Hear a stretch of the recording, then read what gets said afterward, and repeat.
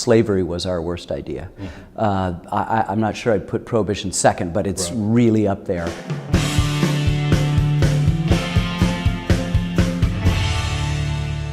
Hi, I'm Nick Gillespie with Reason TV, and today we're talking with Ken Burns, the documentary filmmaker whose latest project is out. It's about Prohibition. Ken, thanks for talking to Reason TV. My pleasure.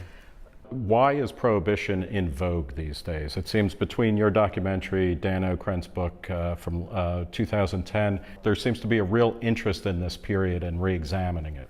I think there's always a superficial interest in Prohibition. You know, you've got gangsters. Everybody wants to be able to kill the people who piss them off. You've got women who are seemingly promiscuous, the flapper dancing with the short skirt and the bobbed hair on top of the tables. But I think in every case, Dan's book, Boardwalk Empire, and our film, it's the understanding that Prohibition reveals a lot more. This is the story of single-issue political campaigns that metastasize with the most horrible unintended consequences, including creating organized crime, which we wouldn't have. This is about the demonization of recent immigrants. This is about a whole group of people who feel like they've lost control of their country and want to re-exert that control by imposing on these newcomers some new law. It sounds so familiar with today. It resonates with today's themes. What are the parallels with today? I mean, is the parallel directly to the drug war? No, I think it's less to that. I mean, alcohol is used by every culture since there have been human beings. Drugs are a subcultural thing. Alcohol was something everybody did, so eliminating it required a great act of faith to take place. Drugs are not favored by a majority of people, and so while there are lots of similarities, and the possibility of taxing and regulating marijuana is a hugely interesting consideration, once again, it's unintended consequences that you have to be careful. I just think it's so much like our political moment. Lack of civil discourse, the demonization of immigrants, smear campaigns during presidential elections, all of this sort of single-issue campaigning, all of that stuff resonates with today because, in fact, human nature is the same. And Prohibition brings out and reveals to us our essential dichotomy, not between us as much as within us. The generosity and the greed, the Puritanness and the prurience, the sincerity and the hypocrisy, the Saturday night at the bar and the Sunday morning in church. And so that's always been America's torn on that tension. Your previous documentary was about America's national parks, which you called America's Best Idea. Would you say Prohibition was our worst? It's close to being our worst. This is slavery was our worst idea. I'm not sure I'd put Prohibition second, but it's really up there.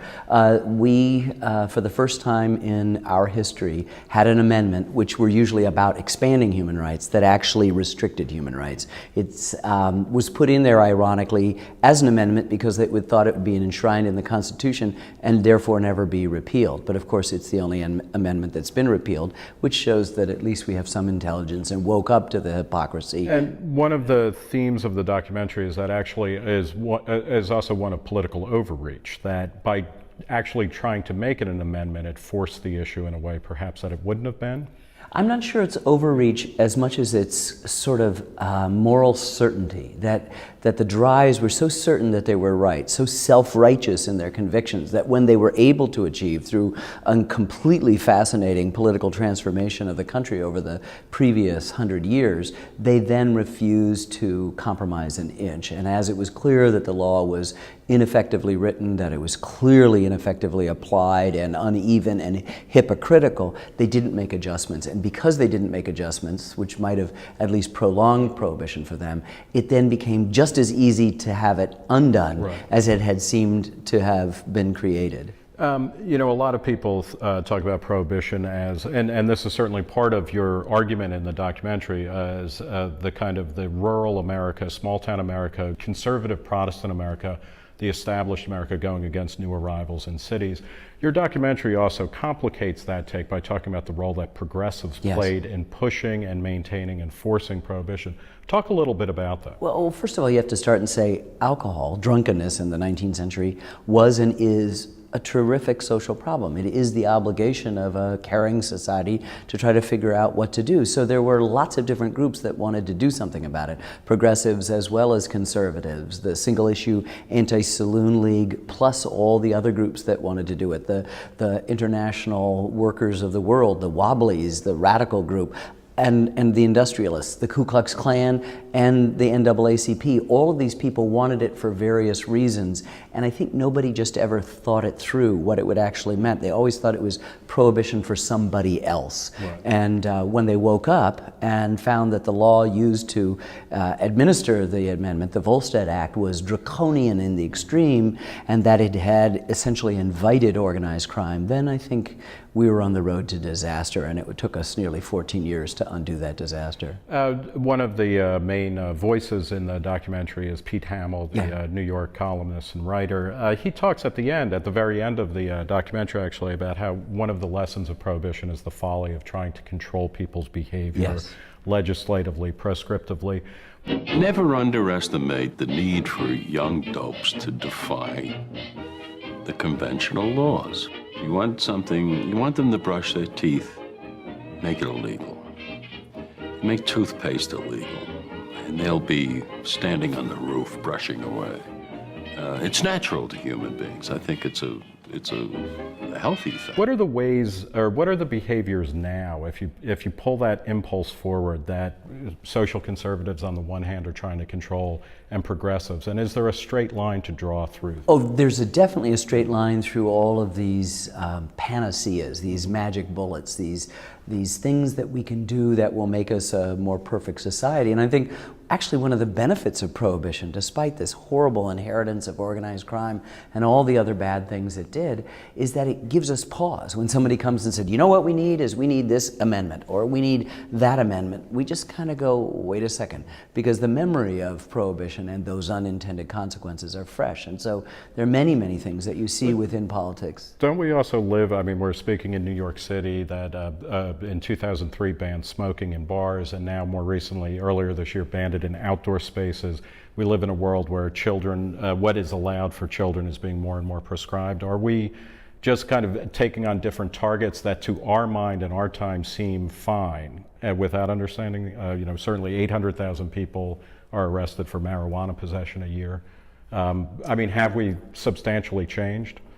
No, I think we're always in pursuit of a more perfect union, and sometimes that pursuit involves trying to legislate activity. I won't even say morality, it's activity. You know, we legislate murder, we don't steal, we're not into pedophilia. So we're always in the business, governments are and laws are, in the business of legislating morality. Sometimes we overextend from the left and from the right, and we find people generally do the right kind of centering to put us back. When you find out that, say, cigarette smoke, as you brought up, secondhand smoke is dangerous, then I think you've got some scientific evidence, and perhaps it might be seeming to those people who like to smoke some imposition. But I also know someone who died of lung cancer, never smoked a day in their life, but seemed to have developed it from his parents, who were smokers, and he was exposed all his life to secondhand smoke. So maybe that's a good thing. I don't know what the overreach is, but to enshrine something in the Constitution,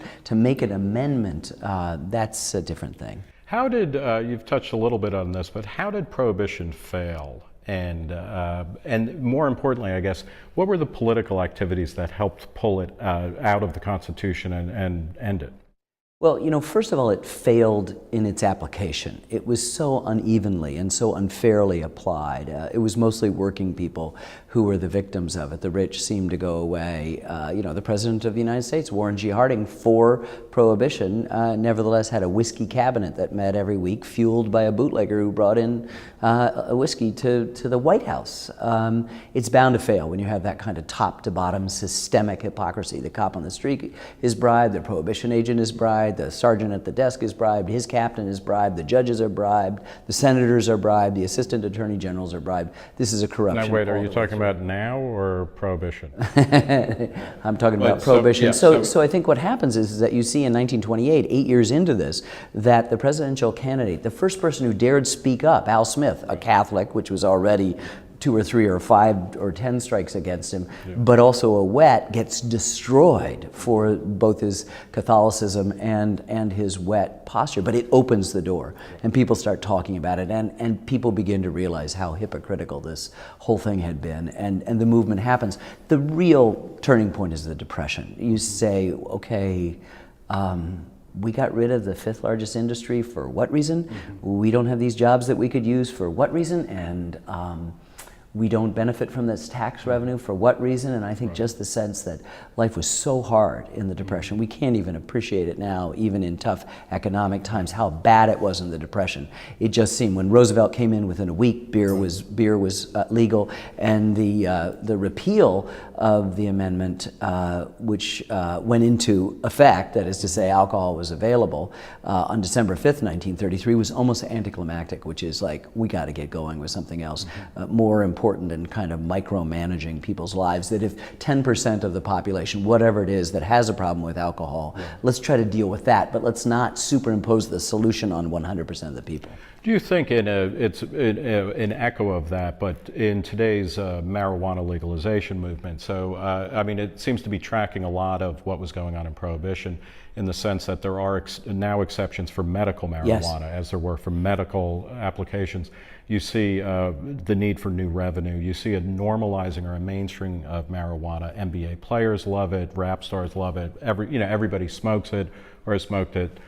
We need revenue, things like that. Do you see this pushing forward? Yeah, I think it will be incremental, and I think one of the things, marijuana, as we know, is the biggest cash crop in the United States, more than soybeans, more than wheat, more than corn. And all without subsidies, except the subsidy of the black market. Exactly, and so you have that attractive sort of thought that states have, cash-strapped states and cash-strapped federal government, that its regulation and its taxation would help in the organized crime, the criminal aspect of it, but also to bring in revenues. But you also still have to consider what are the unintended consequences. Some kid asked me, I've been traveling around the country, a kid asked me, he says, well, how would you test for driving while under the influence of marijuana? I mean, we now administer, and every cop is competent in administering a breathalyzer test, but are you going to take a blood sample and determine the level of THC to say this guy has no alcohol in his blood, but he's driving around? What do you do then? How do we regulate? How old are you to have access to it? What are some of the questions? These are only the superficial things, not knowing what that would do. And I think people, because it is drugs and you don't have that widespread human history that you have with alcohol. We've been fermenting, brewing, and distilling since there have been human beings. What will happen? It remains to be seen, but you do feel that there's been incremental difference. I grew up in Ann Arbor, Michigan, where in the late 60s we had a $5 pot thing. It was like, the meter running out. The cop caught you with less than an ounce, and it was a $5 ticket. I mean, that was like parking too long in a parking meter. Right. And we seem to be coming back more to something like that.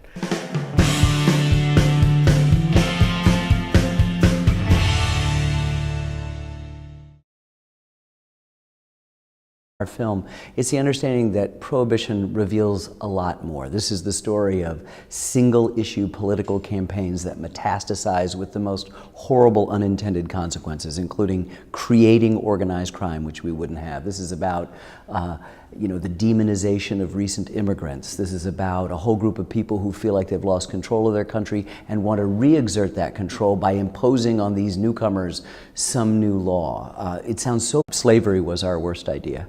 I'm not sure I'd put Prohibition second, but it's really up there.